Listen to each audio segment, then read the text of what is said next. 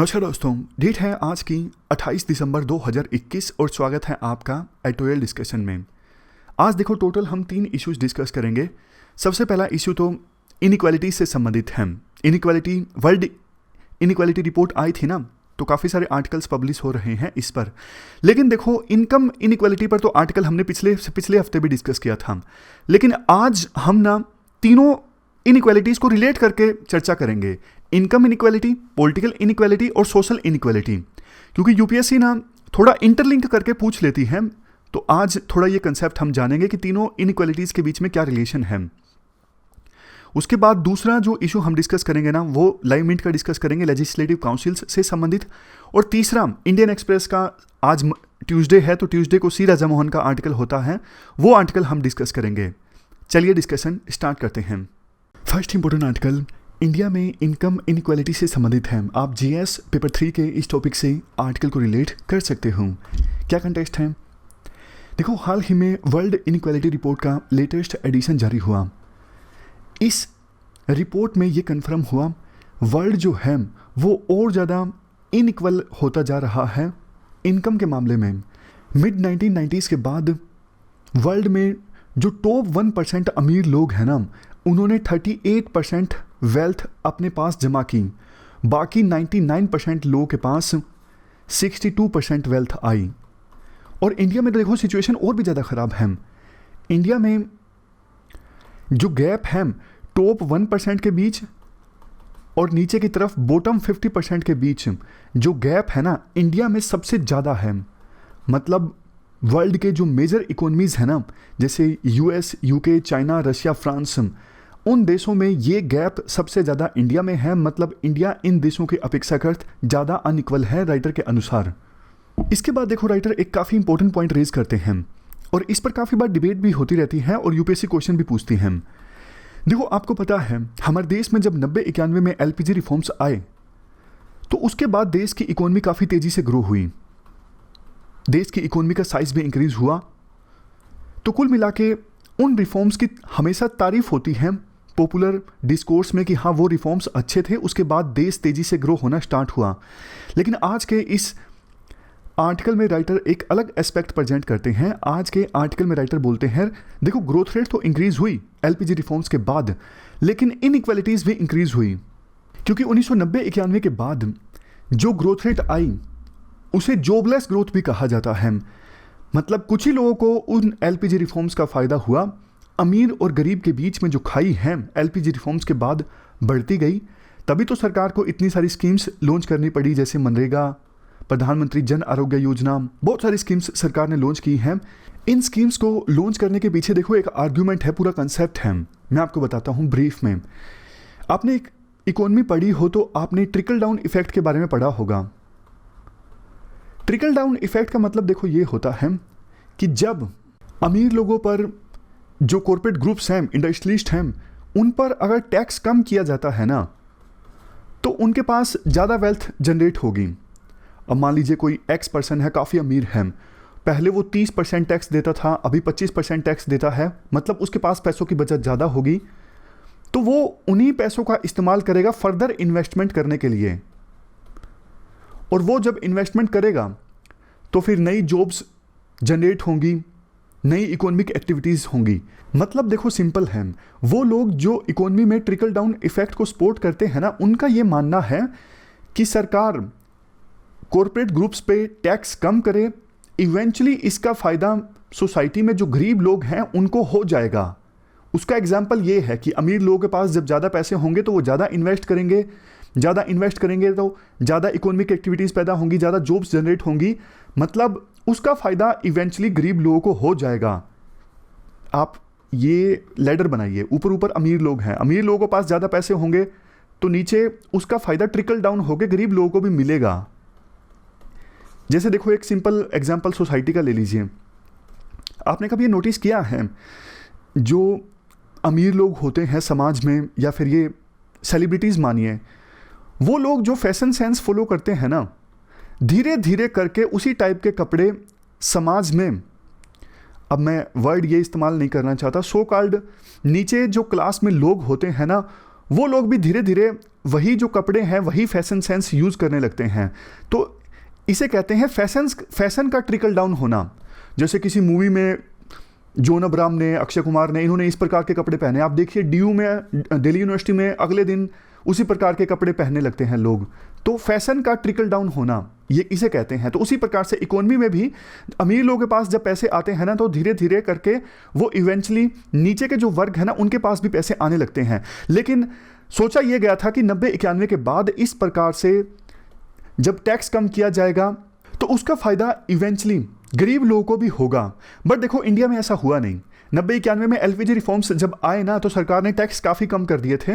सोचा यह गया था कि इवेंचुअली इंडिया में ट्रिकल डाउन इफेक्ट देखने को मिलेगा और ग्रोथ का फायदा सभी वर्गों को होगा, लेकिन ऐसा नहीं हुआ राइटर के अनुसार।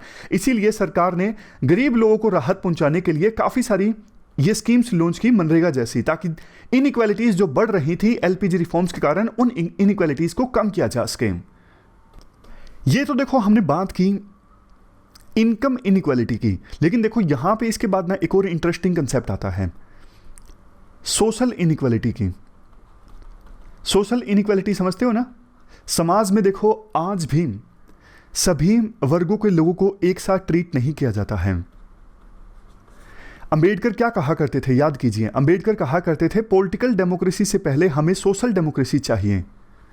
सोशल डेमोक्रेसी मतलब समाज के सभी वर्गों को इक्वल रिस्पेक्ट, सबके साथ इक्वल ट्रीटमेंट, चाहे देखो वो किसी भी धर्म के हों, किसी भी जाति के हों, किसी भी कलर के हों, उनका कोई भी जेंडर हो और उनकी कोई भी चॉइस हो, जैसे वो वेजिटेरियन है, नॉन वेजिटेरियन है, LGBT कम्युनिटी से हैं, सबकी इक्वल ट्रीटमेंट, किसी के साथ भेदभाव नहीं होना चाहिए सिर्फ इस वजह से कि वो इस आइडेंटिटी के हैं, मतलब इस धर्म के हैं, जाति के हैं, या फिर उनकी ये चॉइस है। इस चीज़ की वकालत किया करते थे अंबेडकर। और देखो एक चीज़, सोशल डेमोक्रेसी और इनइक्वालिटी में, इनकम में भी, क्या इन दोनों के बीच में कोई रिलेशन है? हाँ, रिलेशन है। इसी वजह से अंबेडकर जो है ना, वो गांव को सपोर्ट नहीं करते थे। देखो अंबेडकर और गांधी के बीच में ना डिफरेंसेस थे। गांधी कहा करते थे गांव पे फोकस करो, गांव को सेल्फ सफिशिएंट बनाओ, गांव को सेल्फ सफिशिएंट बनाओगे तो इंडिया ग्रेट होगा, रोजगार के अवसर पैदा होंगे। लेकिन अंबेडकर इस बात से इत्तेफाक नहीं रखते थे। अंबेडकर को यह लगता था कि गांव में तो सबसे ज़्यादा अनटचेबिलिटी है, गांव में तो सबसे ज़्यादा सोशल इनइक्वालिटी है। अगर गांव पे हम फोकस करेंगे ना, तो जो स्ट्रक्चर है ना जाति के नाम पे, वो स्ट्रक्चर तो इंट्रेंस्ड रहेगा समाज में। जैसे जो पर्सन मतलब मोची का काम करता है वो मोची का ही काम करेगा, जो नाई का काम करता है वो नाई का ही काम करेगा, जो खेती करता है वो खेती करेगा। इस प्रकार की चीज़ें ना पहले गांव में हुआ करती थी। तो अंबेडकर कहा करते थे जाति के कारण कोई पर्सन तो उसी काम में फंस के रह जाएगा, उसी बिजनेस में फंस के रह जाएगा। तो इस वजह से अंबेडकर गांव को पसंद नहीं करते थे। अंबेडकर अर्बन एरियाज को ज़्यादा पसंद करते थे, क्योंकि अर्बन एरियाज में ना जात पात की जो प्रथा है वो खत्म हो जाती है, कोई भी पर्सन कोई भी प्रोफेशन अपना सकता है। इसीलिए अंबेडकर, गांधी के साथ अंबेडकर के डिफरेंसेस थे। ये चीज़ मैंने आपको इसलिए बताना चाहिए है क्योंकि इनकम इनइक्वालिटी और सोशल इनइक्वालिटी दोनों के बीच में रिलेशन है। राइटर भी यही मानते हैं कि जब तक आप सोशल डेमोक्रेसी नहीं इस्टेब्लिश करोगे ना, तब तक पूरी तरह से आप इनकम इनइक्वालिटीज़ को ख़त्म नहीं कर सकोगे। कभी आपने सोची है एक चीज़, जो मैनुअल स्क्वेंजर होते हैं, ह्यूमन वेस्ट उठाते हैं, अगर आपने ध्यान दिया हो तो ज़्यादातर जो मैनुअल स्क्वेंजर होते हैं वो एक पर्टिकुलर वर्ग, एक पर्टिकुलर जाति के होते हैं। मतलब जैसे जोड़ दिया गया हो कि इस जाति के पर्सन ही ये मैनुअल स्क्वेंजिंग का काम करेंगे, उनको फिर कहीं और काम मिलता भी नहीं है, मुश्किल से मिलता है। तो इस प्रकार से अगर यूपीएससी पूछती है तो आप सोशल इनइक्वालिटी और इनकम इनइक्वालिटी, इन दोनों को आपस में लिंक कर सकते हो। वैसे देखो आर्टिकल में तो कुछ पॉलिटिक्स भी दी गई हैं जो हम आंसर्स में इस्तेमाल नहीं कर सकते। राइटर कहते हैं यूनियन गवर्नमेंट ऑफ इंडिया किसी एक धर्म के लोगों को ज़्यादा प्रायोरिटी दे रही है। ये हम सीधा सीधा लिख नहीं सकते ना, तो ये पॉइंट्स हमारे काम के नहीं हैं। अब देखो एक और कंसेप्ट है आगे, पॉलिटिकल इनइक्वालिटी का। अब आप बोलोगे पॉलिटिकल इनइक्वालिटी हमारे देश में है ही नहीं। देखो है तो सोशल इनइक्वालिटी भी नहीं। संविधान में आर्टिकल 17 के तहत तो अनटचेबिलिटी पूरी तरह से बैन है, आपको पता है, लेकिन फिर भी पूरी तरह से ये ख़त्म नहीं हुई है। आज भी हमारे समाज में कहीं कहीं पर अनटचेबिलिटी देखने को मिलती है, डायरेक्ट फॉर्म में या फिर इनडायरेक्ट फॉर्म में।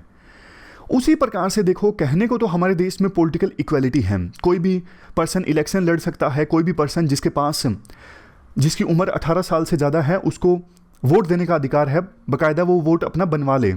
लेकिन आप बताइए, क्या रियलिटी में पॉलिटिकल इक्वालिटी हमारे देश में है? नहीं है। रेयरली आपने देखा होगा कि कोई गरीब पर्सन कभी इलेक्शन जीतता है, बहुत ही कम। इलेक्शन जो लोग लड़ते हैं अपने प्रचार और प्रसार के लिए करोड़ों रुपए खर्च करते हैं। बहुत बार तो अमीर लोग जो इलेक्शन लड़ते हैं उनके द्वारा वोट भी खरीदे जाते हैं।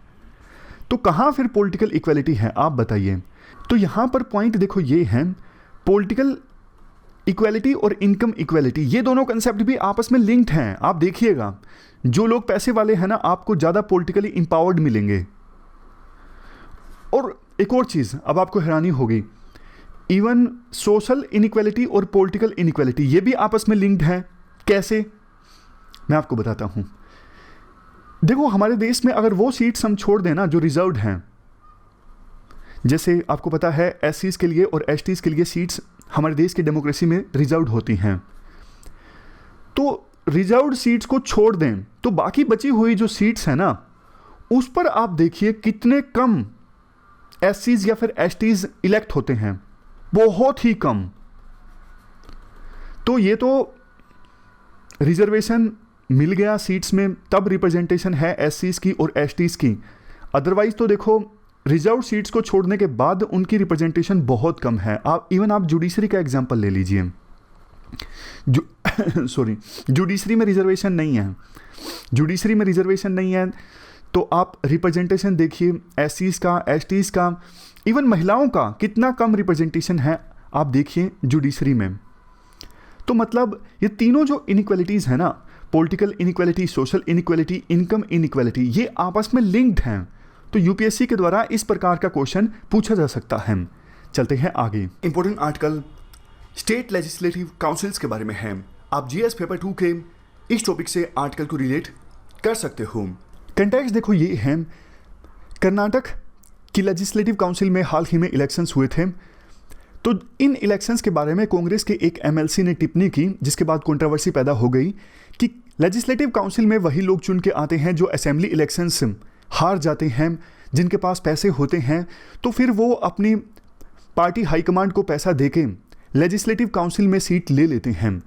और इन लेजिस्लेटिव काउंसिल्स में कोई खास काम होता नहीं, मेंबर्स जो होते हैं वो सीरियस नहीं होते काउंसिल की प्रोसीडिंग्स के बारे में। तो जब कांग्रेस के एमएलसी ने ये स्टेटमेंट दी ना, उसके बाद एक कंट्रोवर्सी जनरेट हो गई और कुछ एक्सपर्ट्स डिबेट भी करने लगे, क्या वास्तव में इन लेजिस्लेटिव काउंसिल्स की हमारे देश में आवश्यकता है भी या फिर नहीं है। बेसिक्स की बात पहले करते हैं। आपको पता है हमारा देश एक बाई कैमरल सिस्टम है। हमारे पार्लियामेंट में 2 हाउसेस हैं, राज्यसभा जिसे अपर हाउस के नाम से भी जाना जाता है और लोकसभा जिसे लोअर हाउस के नाम से भी जाना जाता है। जब हमारे संविधान निर्माता चर्चा कर रहे थे, यानी संविधान बनाने की प्रोसेस चल रही थी, तो एक क्वेश्चन पे डिबेट चली थी।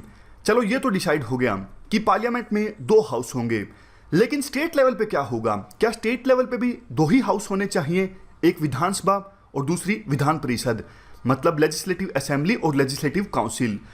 तो उस समय संविधान निर्माताओं को ये लगा कि देखो किसी स्टेट में 2 हाउस होने चाहिए या नहीं होने चाहिए, ये फैसला हमें स्टेट्स पे ही छोड़ देना चाहिए।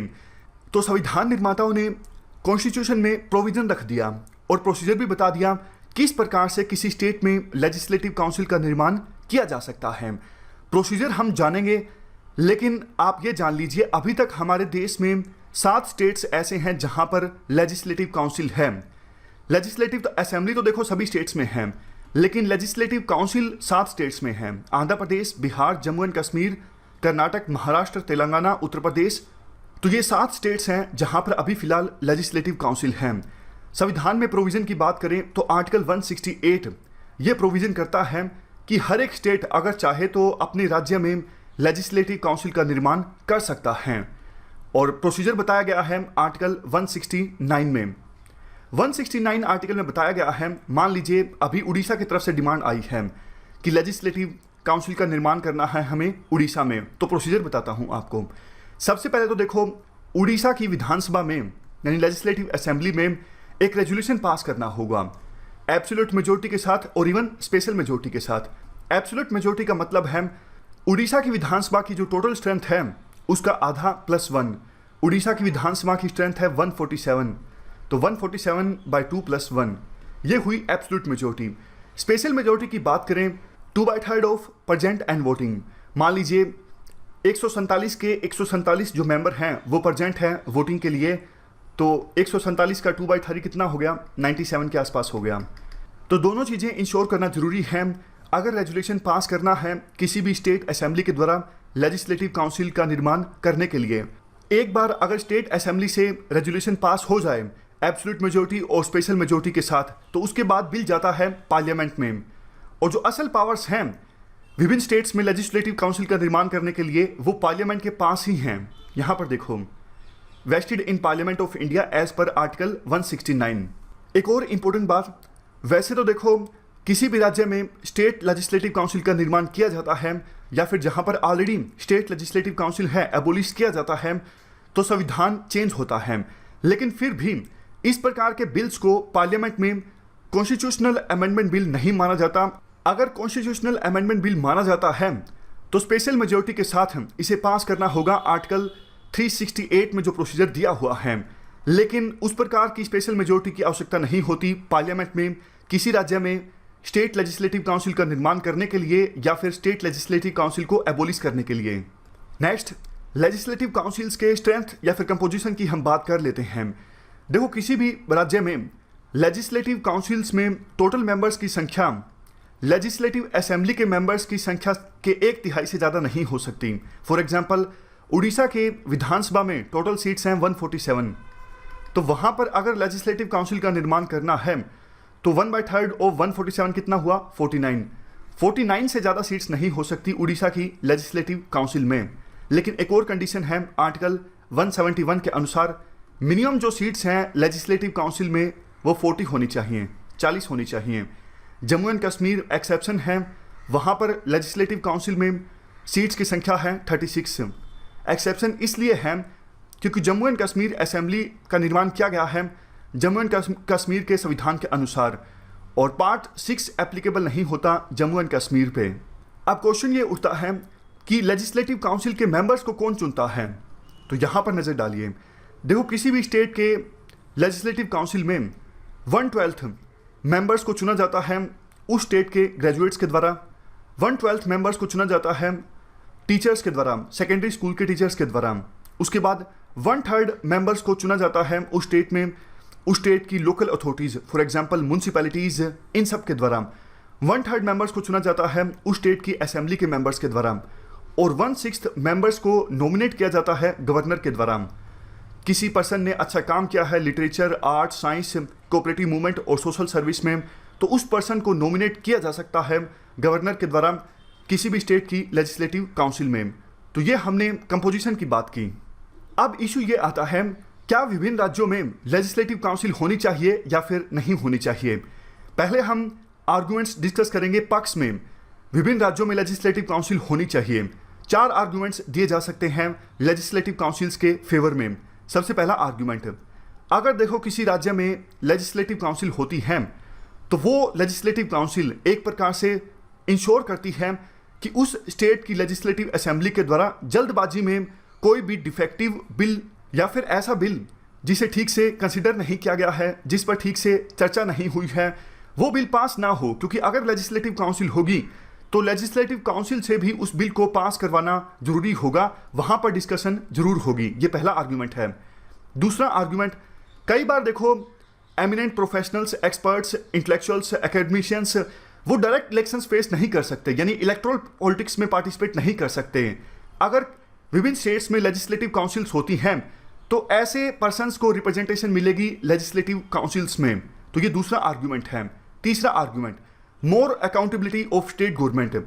अगर विभिन्न राज्यों में स्टेट लेजिस्लेटिव काउंसिल होगी तो वो गवर्नमेंट से जवाब मांगेगी। जैसे अभी राज्यसभा में सरकार से, सेंट्रल गवर्नमेंट से क्वेश्चंस पूछे जाते हैं कि आपने ये पॉलिसी क्यों अपनाई, देश में वायलेंस हो रहा है, आप इसके लिए क्या कुछ कर रहे हैं।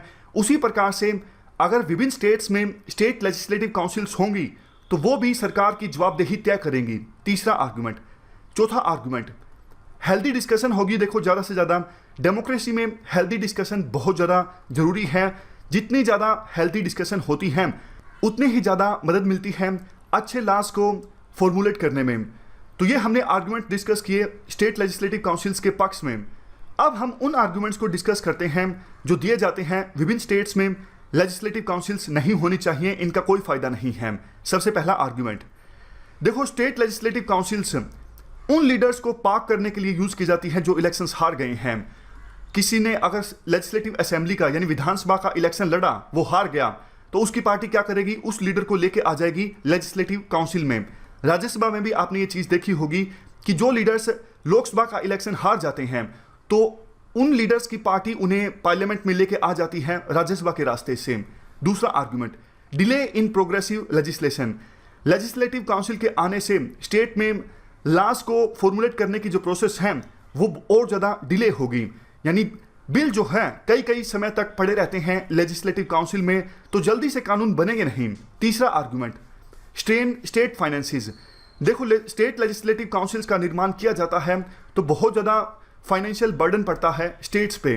तो कुछ एक्सपर्ट्स का ये कहना है लेजिस्लेटिव काउंसिल का निर्माण मतलब पैसों की वेस्टेज, इससे ज़्यादा और कुछ नहीं। Next argument, rubber stamp of state assembly. कई बार देखो ऐसा भी देखने को मिलता है सेमी पॉलिटिकल पार्टी का बहुमत यानी मेजोरिटी होती है स्टेट लेजिस्लेटिव असेंबली में भी और स्टेट लेजिस्लेटिव काउंसिल में भी।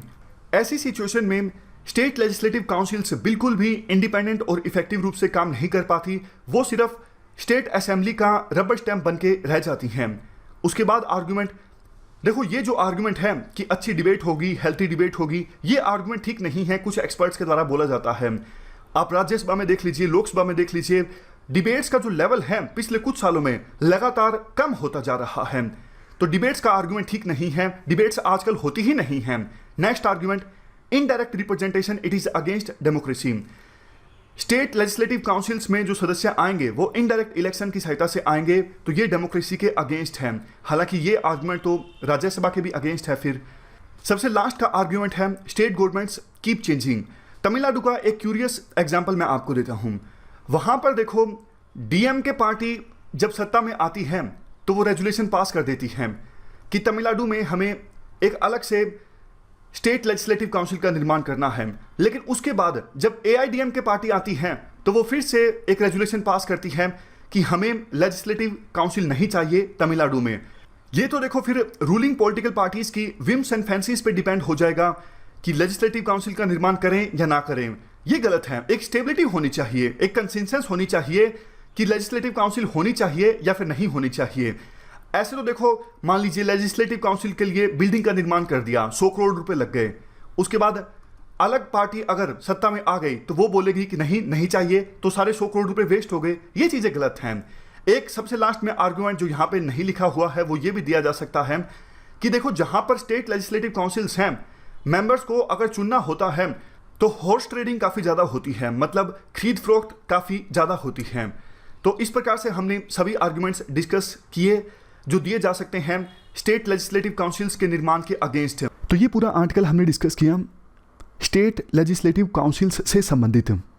इसके बाद देखो लास्ट जो आज का आर्टिकल है ना, वो इंडिया पाकिस्तान रिलेशंस से संबंधित है, सी राजा मोहन का, इंडियन एक्सप्रेस का। आप जीएस पेपर 2 में इंडिया एंड नेबरहुड रिलेशंस से इस आर्टिकल को रिलेट कर सकते हो। आर्टिकल का देखो मेन जो एसेंस है, क्वेश्चन जो रेज होता है आर्टिकल में वो ये है, क्या 2022 में इंडिया और पाकिस्तान के रिलेशंस इंप्रूव होंगे? ये बात किस आधार पर बोली जाती है? क्योंकि देखो 2021 के शुरुआत में ना दोनों देशों के डीजीएमओस के द्वारा यानी directorate general of military operations के द्वारा एक सीज फायर एग्रीमेंट को रिवाइव किया गया था, यानी बॉर्डर पे फायरिंग नहीं होगी, इस प्रकार का एग्रीमेंट है तो 2003 का, लेकिन ये बार बार वायलेट होता रहता था।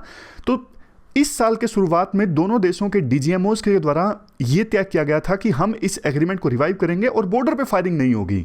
वो देखो रिवाइवल जो है सीज फायर एग्रीमेंट का वो अभी तक जारी है। आपने देखा होगा कि पिछले 1 साल में बॉर्डर पर फायरिंग अब इंडिया और पाकिस्तान के बीच में नहीं होती है। तो क्या इस पॉजिटिव डेवलपमेंट को दोनों देशों के जो लीडर्स हैं वो आगे लेके जाएंगे या फिर नहीं लेके जाएंगे 2022 में, ये देखने वाली चीज होगी। देखो जो पेसिमिस्टिक है ना वो तो ये बोलते हैं नहीं, इंडिया और पाकिस्तान के बीच कभी पीस आ ही नहीं सकती, असंभव है। ये दोनों देश 100 सालों तक लड़ेंगे, अभी तो 75 साल पूरे हुए हैं, ऐसा मतलब पेसिमिस्टिक बोलते हैं। लेकिन दूसरी तरफ जो रियलिस्ट है ना, जो प्रैक्टिकल सोचते हैं, उनका ये कहना है देखो पीस तो आनी ही है इंडिया और पाकिस्तान के बीच। क्वेश्चन ये उठता है कब आएगी, कब दोनों देशों को समझ में आएगा कि पीस जो है वो दोनों देशों के लिए फायदेमंद है। इसके बाद राइटर फिर पूरी स्टोरी डिस्कस करते हैं पिछले 7-8 सालों की। प्रधानमंत्री मोदी जब सत्ता में आए थे तो नेबरहुड फर्स्ट पॉलिसी को अपनाया गया था, सार्क कंट्रीज को इनवाइट किया गया था, शपथ ग्रहण समारोह में नवाज शरीफ भी आए थे। उसके बाद क्रिसमस के मौके पर 2015 में नवाज शरीफ जब अपनी फैमिली में एक मैरिज अटेंड कर रहे थे तो अचानक से प्रधानमंत्री मोदी लाहौर की यात्रा पर गए। ये अपने आप में काफ़ी ज़्यादा अभूतपूर्व था। उसके बाद SCO समिट के दौरान प्रधानमंत्री मोदी और नवाज शरीफ ने फिर से मुलाकात की, लेकिन उसके बाद चीज़ें खराब होनी स्टार्ट हो गई। पठानकोट में एयरफोर्स पे स्टेशन जो है वहाँ पे अटैक हुआ। फिर भी प्रधानमंत्री मोदी ने ISI की टीम को इनवाइट किया। ये बहुत बड़ा स्टेप था, बहुत बड़ा रिस्क प्रधानमंत्री मोदी ने लिया था। लेकिन पाकिस्तान में ना उत्साह नहीं था। जो आतंकवादी आए थे पाकिस्तान से इंडिया में पठानकोट एयरबेस पे अटैक करने के लिए, उनको सज़ा दिलवाने का, तो इसलिए फिर रिश्ते और ख़राब होते गए। उरी अटैक हुआ, उसके बाद सर्जिकल स्ट्राइक हुए। देखो एक दिक्कत पता क्या है, पाकिस्तान में जो डीप स्टेट है ना, पाकिस्तान की आर्मी, वो नहीं चाहती कि इंडिया और पाकिस्तान के बीच में रिलेशंस इंप्रूव हो। पाकिस्तान की आर्मी को ये लगता है कि अगर रिश्ते इंप्रूव हो गए तो हमारी चलेगी नहीं, पाकिस्तान में आर्मी जो है वो इररिलेवेंट हो जाएगी। जैसे इंडिया में पॉलिटिकल लीडर्स की ज़्यादा चलती हैं, उसी प्रकार से पाकिस्तान में पॉलिटिकल लीडर्स की ज़्यादा चलने लगेगी और आर्मी की जो रिस्पेक्ट है, आर्मी के जनरल्स के पास जो पावर्स हैं वो कम हो जाएगी, ऐसा पाकिस्तान की आर्मी को लगता है। इसलिए उनके वेस्टेड इंटरेस्ट हैं, वो रिश्ते इंप्रूव ही नहीं होने देना चाहते पाकिस्तान और इंडिया के बीच में। जब रिश्ते खराब हैं तो देखो पाकिस्तान की आर्मी पाकिस्तान के लोगों को डर दिखाती है ना, देखो इंडिया से खतरा है और हम आपको बचा सकते हैं। तो आर्मी के जो जनरल्स हैं पाकिस्तान में वो अपने हाथों में पावर्स सेंट्रलाइज करते हैं और बहुत सारे बिजनेस भी चलाने लगते हैं, मतलब बहुत पैसा भी कमाते हैं। तो इस वजह से उन्हें यह लगता है कि अगर पीस हो गई तो फिर हमारी चलेगी नहीं। तो जब भी पीस की कोशिश होती है ना, वो कोई ना कोई जानबूझ के टेरर अटैक करवा देते हैं। उन्हें पता है टेरर अटैक होगा तो इंडिया जवाब देगा, इंडिया में डेमोक्रेसी है, इंडिया में पॉलिटिकल लीडर्स को जवाब देना पड़ता है लोगों को, तो फिर रिश्ते फिर से खराब हो जाएंगे। इसी वजह से पाकिस्तान की आर्मी के वेस्टेड इंटरेस्ट इन्वॉल्व हैं।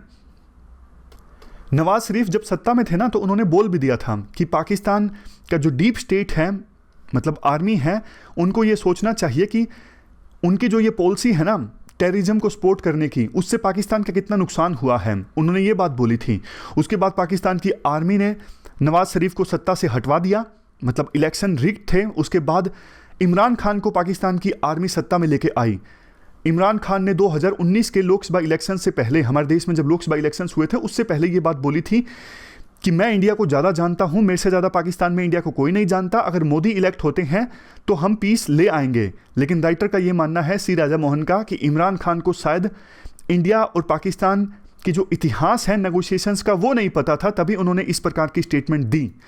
उससे पहले तो देखो बालाकोट एयर स्ट्राइक्स हुए थे, बालाकोट एयर स्ट्राइक से पहले पुलवामा में टेरर अटैक हुआ था, मतलब बहुत ज़्यादा रिलेशंस जो है वो ख़राब हो गए थे। उसके बाद फाइनली जाके इस साल शुरुआत में जो बॉर्डर पे सीज फायर एग्रीमेंट है ना उसको रिवाइव किया गया। इसी बीच देखो एक इंपॉर्टेंट घटना ये घटी कि कश्मीर में इंडिया ने स्पेशल स्टेटस को रिवोक कर दिया। पाकिस्तान को ये बात अच्छी नहीं लगी। पाकिस्तान ने कोशिश की इंटरनेशनली इंडिया के खिलाफ पॉइंट्स गेन करने की, इंडिया को मजबूर करने की कि इंडिया कश्मीर में स्पेशल स्टेटस को फिर से वापस लेके आए, लेकिन पाकिस्तान के हाथ कुछ नहीं लगा। तो पाकिस्तान ने खुद से ही स्टेप्स लेने स्टार्ट किए, जैसे इंडिया के साथ ट्रेड रिलेशंस को भी सस्पेंड कर दिया। लेकिन देखो पाकिस्तान में भी ना एक बड़ा वर्ग ऐसा है जो इंडिया के साथ अच्छे रिश्ते चाहता है। जैसे पाकिस्तान के बिजनेसमैन हैं, उनको पता है इंडिया के साथ ट्रेड नहीं करोगे तो इंडिया बहुत नुकसान होगा। तो पाकिस्तान की कॉमर्स मिनिस्ट्री ना एक प्रपोजल लेके आए कि इंडिया से शुगर और कॉटन को इंपोर्ट किया जाए। लेकिन पाकिस्तान ने पहले ये स्टेटमेंट दे दी थी, आपको पता है, जब तक कश्मीर में स्पेशल स्टेटस को रिवाइव नहीं किया जाएगा हम इंडिया के साथ ट्रेड नहीं करेंगे। तो क्रिटिसिज्म जब हुआ, पाकिस्तान के प्रधानमंत्री इमरान खान ने पाकिस्तान की कॉमर्स मिनिस्ट्री के उस प्रपोजल को स्ट्राइक डाउन कर दिया कि इंडिया से आप शुगर और कॉटन इंपोर्ट कर लो। तो कुल मिला के देखो, अब पाकिस्तान को ना इंडिया के साथ एंगेज करने की अपनी टर्म्स को थोड़ा डाइल्यूट करना होगा। जो उन्होंने अपनी टर्म्स तय कर रखी हैं, जब तक कश्मीर में स्पेशल स्टेटस रिवोक नहीं होगा हम किसी प्रकार की बात इंडिया से नहीं करेंगे। देखो स्पेशल स्टेटस अब वापस से रिवाइव नहीं होने वाला है। ये पाकिस्तान के लीडर्स को, पाकिस्तान की आर्मी इस्टेब्लिशमेंट को समझने की आवश्यकता है।